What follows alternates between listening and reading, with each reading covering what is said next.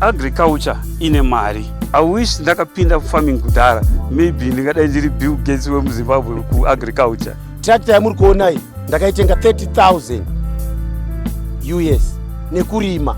Uri kuchema wakagara uchiti iwewe handina chekuita kana chasei. Whilst you have got kumusha, you have got a piece of land there. Tora badza urime. Tikanokurudzira vese vechidiki, vazukuru, vanin'ina, vechidiki vasikana nevakomana vese ngavapinde mubhizimisi rokurima irori kuitira kuti zvivasimudzire mumagariro avo, kwete kungogara chete vachiti hakuna mabasa, iko kurima kuripo vakagarira ivhu iroro.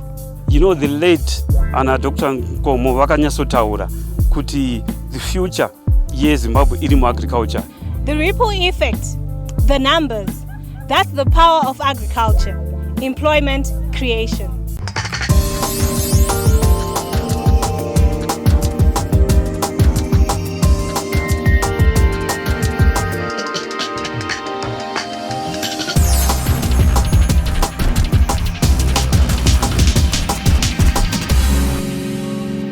Whilst many will remember 2021 as the year of lockdowns due to COVID-19, the majority of Zimbabweans will more likely remember 2021 as the year of bounty, the year of good rains, the year that many Zimbabweans reunited with their first love, Kurima, agriculture. It's the year we witnessed the master of grain, Shepherd Nika, a university student who had a record 1,800 tons of maize on rented land.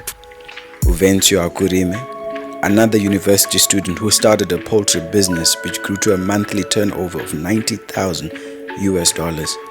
Tafara Ivan Chidavanika, a young rancher who grew his herd from 1 cow to 165 in 4 years. The success stories of Zimbabwean agriculture are endless. If this is the beginning, then surely Zimbabwe shall feed the world.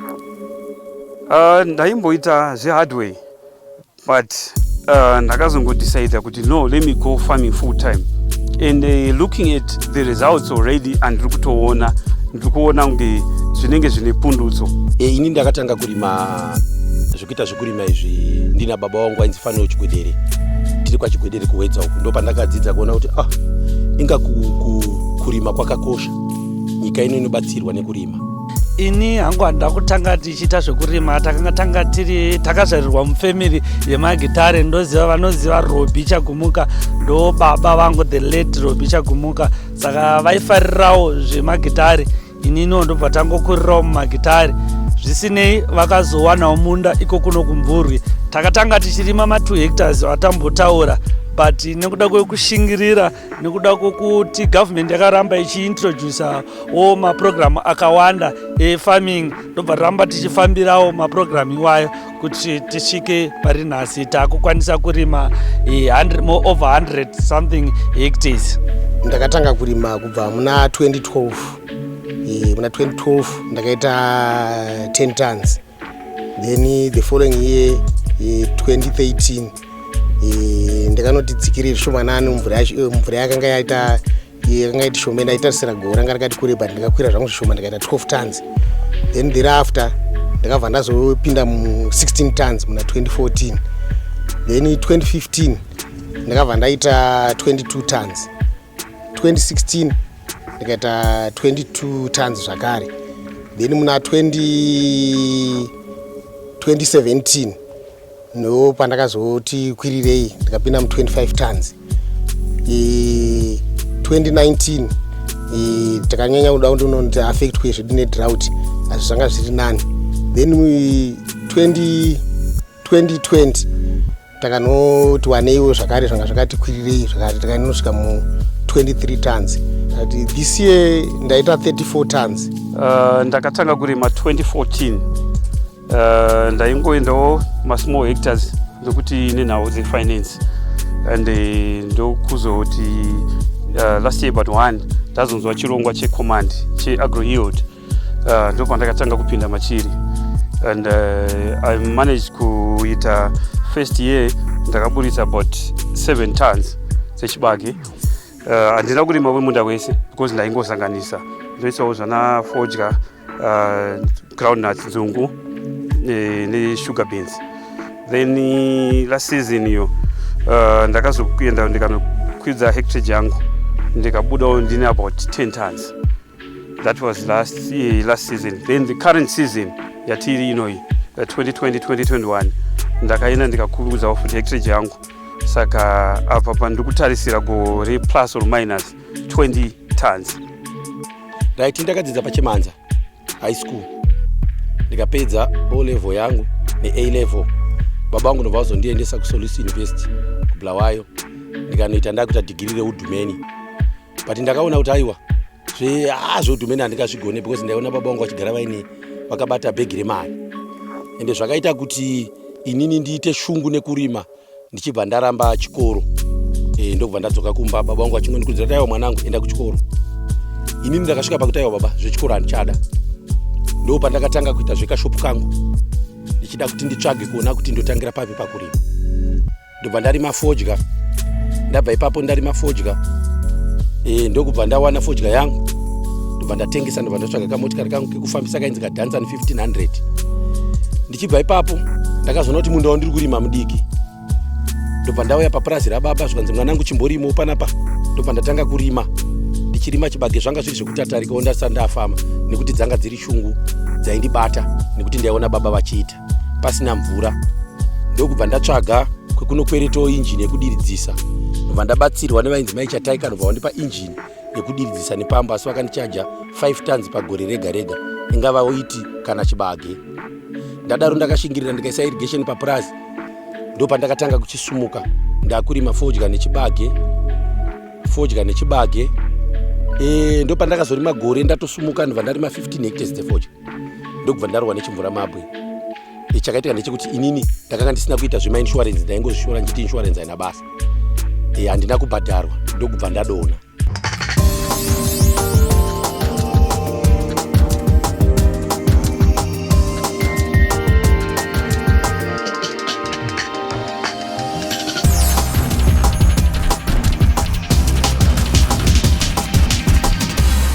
My name is Dr. Jacob Kusha, a specialist in animal production and health.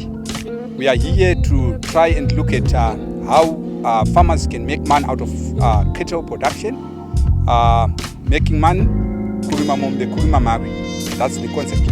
So we want to try and make sure that we give advice to farmers, especially considering that in Zimbabwe we have got 4 months of rain season and 8 months of dry season, whereby the quality and quantity of fodder tends to be a big challenge for most farmers.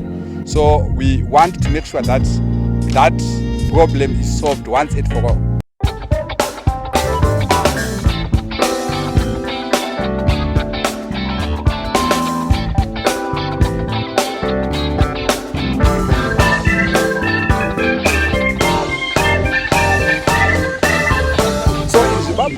From as early as end of February, the quality of our rangelands tends to deteriorate. They decline in terms of protein content, in terms of digestibility. What we mean by digestibility, kudzeka kwechikafu. So you'd find out that if you give an animal a kg of feed, probably at a certain time, out of the kg, only less than 500 grams are going to be left in the body of the animal. The rest goes back to manure. So it means if we feed poor quality feed, we are actually promoting more manure. I've seen farmers talking about feeding maguri or maize cobs. It's actually a waste of time because we are not short of roughages, but it's because farmers, they don't understand the concept or the reason why we feed our animals. Why we feed our animals is to provide protein, energy sources, minerals and vitamins. So the moment you feed something that doesn't have those those 4 nutrients, then definitely you are not doing the correct thing. There are 5 important steps that enables the farmer to make money from livestock. Kurima mombe, kurima mari. 1, you need to make sure that you are feeding the correct breed. You have chosen a breed that is well adapted to your resources. Secondly, you need to make sure that all animal husbandry practices are followed to the book, especially in terms of dipping, in terms of winter supplementation, in terms of breeding. You need to avoid as much as possible inbreeding in your animals. Thirdly, you need to make sure that your animals are fed according to ages. there is no feed that suits all your animals. So you need to make sure that you provide what is required at the right time, at the right period of age. Fourthly, you need to make sure that you sprouse up your animals before marketing. That is pay and fattening. Then you select a better remunerating market. Those 5 things, if you do it well, then definitely you will make money. Kurima mombe, kurima mari.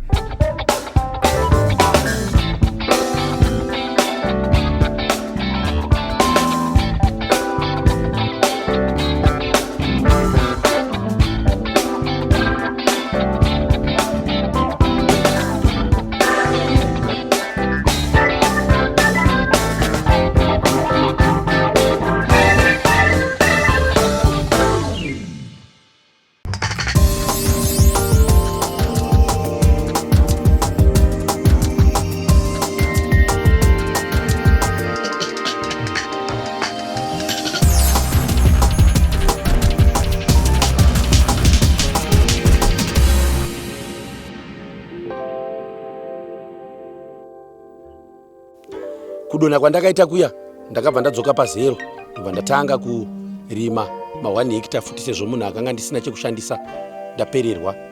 Ndopandakazowawo kambani yeAda Seed inorimisa seed yechibage ndokubva yanditora ndobva ndatanga kurima 5 hectares ichishinga neni ndichirima pamwe ndichishaya pamwe ndichiwano. Ndopandakasumuka ipapo ndichitenda zvinhu zvese zvinoitwa zvinoda kutendwa Mwari. Mwari akapindira kuti ndikwanise kusumuka futi zvechipiri. Ndadaro ndakarima neAda kwemakore anoita 8 years ndichirima nayo kusvika nhasi ndave pano papurazi rimwe randava kurenda. Ndakakwanisa kurima chibage chinokwana kuita icho 50 hectares first year. Ndikawana iwo matani anokwana kuti 160 tons dzechibage. Ndabva ipapo ndakakwanisa kutenga tractor nyowani nekurima kwandakaita. Mari iri muvhu. Ndichikurudzirawo mayuthi kuti dai achinge achiteerera zvandiri kutaura izvi kuti ngatibatanei tiri pamwe chete kuti nyika yedu isumukire. Tichikurudzirwawo napurezidendi wedu Emerson Mnangagwa vari kutibatsira vachitipa zvinhu zvekomandi kuti tienderere mberi vachimpawa mayuthi. Ndabva ipapo ndakazopiwa wheat 20 hectares nekomandi. Ndo dzose idzi dzamuri kuona idzi dziri pano dzandiri kurima tichisvika pari nhasi. Ndiri kuti dai taramba tichikurudzirana kuti vanhu ngatirimei tisimudzire nyika yeZimbabwe. Kunzi Zimbabwe kuguta ndo zvinhu zvinoita kuti nyika yedu ifambire mberi. Ruzivo rwedu ruzhinji rwekurima tinorwana kubva kuvarimisi vedu vekuministry of agriculture, riri department reagritech. Tine mamwe zvakare mapandiko arimo imomo ehurumende ari ministry of agriculture vakaita kuveterinary services vanotibatsirawo kuzvipfuyo. Ndo vanhu vanotipa ruzivo kuburikidza nemafama meetings, mafama trainings, mafield days, mafield discussions. Saka ikoko ndokwatenge tichipanana ruzivo nevamwe varimi nevarimisi vedu vachibva vazotsetsenura kuti zvinobuda sei. Saka ndingangoti ruzivo rwedu ruzhinji tunorwana kubva kuvarimisi vedu vanobva kuagritech. Kurima kwese kwandiri kuita uku hakusi kugona kwangu. Ndinoda kutenda Mwari. Ndotenda neveagritech vanouya vachinditeera. Vanhu ivo vandaiti vanonetsa asi ndakutonyatsoziva ndo shamwari dzangu nekuti vakadzidza vanhu ava basa rekudzidzisa vanhu urimi. Unoona mudhumeni tuminetsa nemutututu tau apa panonzwai, tau apa panonzwai. Ndaiti vanonetsa ndakatozonora chibage changu chatoita through nekuda kwevanhu ivava. Tinoda kuvatenda pamwe chete nehurumende iri kutipa ma-inputs, ma-fertilizer nedizili zvichibva kune mukuru wedu vaED Emerson Mnangagwa vari kutibatsira purezidendi wedu. Tinovatenda dai varamba vaine mwoyo wavainawo wokusumudzira nyika kuti ienderere mberi. Ndinovimba kuti zvinhu zvedu zvichafamba zvakanaka. Kudzidziswa kuri kuitawo vamwe vana vedu vari kuenda kuzvikoro ndo kuri kuita kuti agriculture ienderere mberi. Hakuna panonzi apa hapakwani kuti unge uchinzi uri murimi mukuru unotoda nokudzidzisa. Isu tiri varimi asi kune vari kutidzidzisawo vari kuteera kumashure kwedu tapiwa zvinhu izvi kuti tinge tichizokwanisa kubhadhara zvinhu zvatinopiwa tichishandisa. Ndinopa kutenda zvikuru kuna the president vaMnangagwa honorable minister vamasuka vabhasera agri-tax officer, all the guys vese vari kuministry. Truly speaking, without them we wouldn't be zvatiri. Even inini andaikwanisa as a small scale holder kuti ndimise zvamuri kuona izvi, ndinopa kutenda big time. Ndinongoti rambai makadaro, and truly speaking, if we continue to be like this, tinodzokera bread basket yekudhara, of which we are looking forward to that.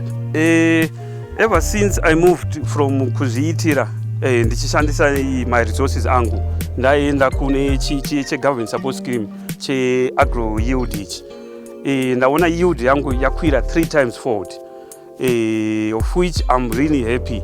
And ndiri kutoona zviri zvinhu zvekuti zvinokwanisa kuti tisafe nenzara, and besides nzara tive tiri vanhu vekuti kana vamwe mafarmers as well anokwanisa kuti aburitsewo goal rakati wandei.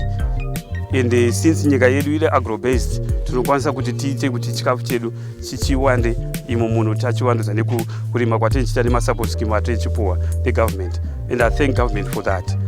Ndichidzoka kwatiri isusu ma-A1 dzisu ma-small scale, ndinoona kuti tikanyatsoshinga nekubatana nekusapotwa kwatikuita negovernment, and if we put ma-resources atapuwa into the use yawo, surely andione kuti titadze kuzadza GMB, tinokwanisa kuzadza matura edu eGMB.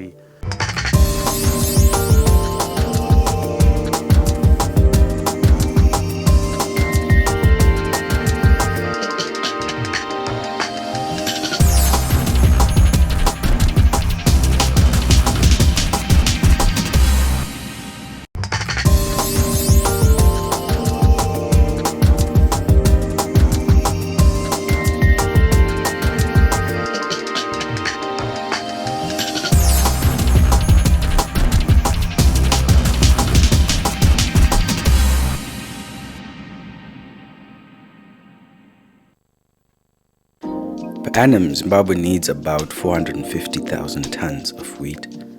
As the population grows, this is likely to increase. In the year 2020, local farmers produced wheat sufficient for 9 months.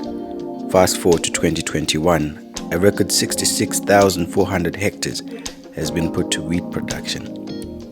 This is the third highest wheat hectarage since independence. There are 3 factors to which we can attribute this positive growth in wheat production: the presidential input scheme, the intervention of the financial sector through the agri-yield wheat contract scheme, and the continuous thrust to improve supplementary irrigation. Ndakukurudzira varimi vese, munhu wese ngaauye anokwanisa kudiridzira arime wheat, nekuti ukamirira chibage zvinhu hazvifambe zvakanaka. Ngatibatsirane mayuth ose, uya nekapisi kako kawinako ikako, wopi homa inputs neagro yield wonorima. Ane half tani ane chinyi kutosimbisa nyika. Kodura rakambozara ne 20 hectares nema 0.5 ndo anozadza dura. Varimi vakuru tiri vashoma, asi tiri kuti vadiki mayuthi, ndosaka zvanzi muyuthi zviri kureva kuti vana vadiki uyai munobatsirwa maererano nekuwana kwenyu kana nekuti neuduku hwenyu. Saka ndiri kuti ngatirege kumirira chibage chete. Chibage tikabva musadza toenda muchingwaka, zvinhu kuti zvifambe zvakanaka, nyika yedu inoenderera mberi.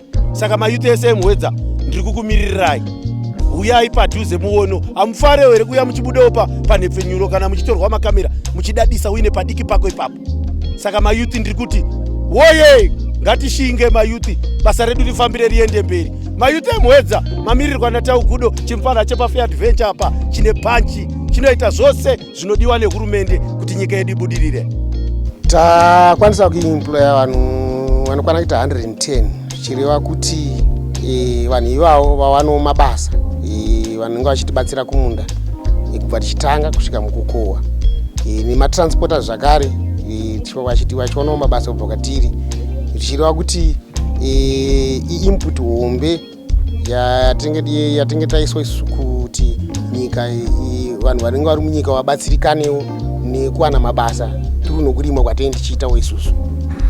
Basa redu isusu as National Employment Service Division nderekuita register ma job seekers kuvatsvakirawo mabasa, especially mayouth anenge achibvawo kuzvikoro vanenge vasina zvekuita. So today we have visited Taurai Chigwedere together with the Ministry of Lands and Agriculture kuti tizoonawo zvavari kuita semurimi wechidiki, tichizoona kuti zvekurima zvavari kuita izvi zviri kuempowerwo mayouth edu zvakadii, because tiri kuti isusu Mr. Taurai Chigwedere vari kusapotana nesu as a department, because donzvo redu as a department kutsvagirawo mayouth ari kubva kuzvikoro mabasa zvisinei nelevel of education. We are very much impressed nebasa ravari kuita vaChigwedere, because ukatarisa even our new curriculum yakunyanya kuencourage yatinoti hands on kana kuti kuzviitira nhau haisingori nhau yekuti ndadzidza ndasvika kuuniversity, but tiri kuti isusu mayouth we are the backbone of the economy. Tinofanira hange tiri maprojects watiri kuita anotibatsirawo pakurarama. Saka ngatisangomirirai kuti mabasa hakuna mabasa, ngative nemaprojects atinoita kurima ikokoko, livestock farming nekurimawo muchiita irrigation, zvinobatsira. If we look at the ripple effect of the activities happening at this farm, you realize that the maize is going to be transported to GMB, #employment for the transporter, employment for the GMB workers, as well as the fact that the maize is going to be turned into cereals. It is going to be exported, which implies that when we're exporting, we're going to be getting foreign currency back into the country, implying that the Reserve Bank itself will benefit from the activities happening at this small-scale farm. Imagine if it's happening at this small-scale farm, what would happen if it was a much bigger space? The policies e-government ndikuona akanaka pakuti ari kuti timove away from kurima nemombe tichinorima nematractors, macombine harvester tichishandisa ende ndiri kutoona kuti zviri zvinhu zvakatonaka. Ndo atiri kuti magetsi eZimbabwe ndo pano munoona ndichiramba ndichingotenda hurumende nema-institutions atinawo, even vana murimisi. Mabhengi ese aida collateral, asi isu semayouth tanga tisina chibatiso. Saka government yakapindira ikati aiwa no, uyai murime pasina collateral, ndobva tangotangawo kunobva tanopiwa ma-inputs iwaya. Kune mamwe mayouth ari mumataundi tiri kuti uyai joinai zviri kuitwa negovernment, joinai maprogram egovernment. Dai panga pasina government ndofunga dai tanga tisiri pano. Government ndo yakaramba ichitikurudzira kuti endai munofambira zvekurima. Takabva kutaundi kuya kuno kumunda tisingazivi kuti aiwa chitori chigaba chehuchi chiri kuno kumunda. Ndoda kutendeuka Second Republic yedu yauya nepfungwa dzakanaka, iri kuisa ma-irrigation facilities kunaka Nyemba, Karoi nedzimwe nzvimbo dzandisingazive dzakadaro. Toda kuramba tichitenda kuti ngavarambe vaine pfungwa dzavainadzo izvozvo, nekuti vari kusimudzira nyika, nekuti chinonzi nyika imvura. Pasina mvura hapana kurarama, pasina irrigation hapana murimi, murimi ne-irrigation zvinofambidzana. Ndinotenda president wedu dai aramba akadaro, ngaakudzwe, Mwari ngavamuchengeti, zvirambe zvichifamba zvakadaro. Ndichitarisa zvatiri kuitwa negovernment zvekuita duty free pamishini yedu yekufarming, zvinhu zviri kundifadza ende zvinhu zvakanaka, ende ndinopa kuvatenda chaizvo, because surely this is the backbone yeZimbabwe. Saka ndinotonitarisiro yekuti ndikwanisewo kundiitawo mishini inokwanisa kuita zvese. Ndinoda kutenda Ada muchiona chibage chese chandakarima ichi seed maize 50 hectares. Ada ndo inondiprovide ma-inputs zvese, kana ndichiti ma-inputs, diesel racho, mbeu, ma-fertilizer nemishonga yacho yekuspraya sora kuti zvifambe zvakanaka. Pachibage chandakarima 50 hectares ndakawana almost 160 tons dzeseed. Ndinoda kutenda veAda kuti varambe vaine service yavanondipa. Handina chandinoshora pane zvese zvavari kundiitisa, nekuti ndiri kuona kuti ndiri kutosumukira. Icho chibage icho chichi ndo chaita kuti ndikwanise kutenga tractor yandaanayo. Ndane matractor 3 through zvichiburikidza nekurima, uye Ada inosapotwa napresident wedu comrade Emerson Dambudzo Munangagwa. Varambe vakashinga pamberi nekurima, zvinoita kuti nyika ienderere mberi. Mayouth kurima, taakutaura nyaya yetractor. Tractor yamuri kuonai ndakaitenga 30,000 US nekurima. Hakuna munhu anorima uchishandisa badza 100 hectares hadzirimwe nebadza mablango. Mayouth emwedzi ateerera nyaya iri panapa, ngatishandei kuti tikwanise kunge tichibudirira. Haiwa badza richarima kwaunobhenda musana. New technology yako kamazwane, matrakta, mishonga, maboom spray, ndio kuti kurima. WTSA yandiri kusenzai kurima ndakushandisa trakta. Saka ndotokumbirawo kuti mayouth ngatibatanei tiite midziyo yakadai inokwana kuita 2-3 munzvimbo. Asina anobatsirwawo kanayo. Totendawo president wedu akatipa ivhu. Dai pasina izvozvo trakta yaibude chibaba kunyepa hainhongwe inototengwa. Zimbabwe is only 41 years old. It has a lot to learn and a lot to give.